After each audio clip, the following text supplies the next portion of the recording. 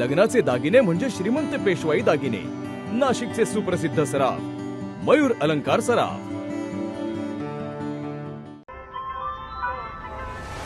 ताज्या बातम्यांसाठी नाशिक न्यूजच्या YouTube चॅनलला सबस्क्राईब करा आणि बेल आयकॉनला प्रेस करा. नाशिकमधून ही एक महत्त्वाची बातमी समोर आलेली आहे. गोदावरी नदीला आलेल्या महापुरामुळे सायखेडा आणि चांदोरी परिसरामध्ये गंभीर पूरस्थिती निर्माण झालेली आहे. प्रशासनानं तातडीने उपाययोजना सुरू केल्या असून काही कुटुंबांचं स्थलांतरही करण्यात आलंय. सततच्या पावसामुळे गोदावरी नदी दुथडी भरून वाहत आहे.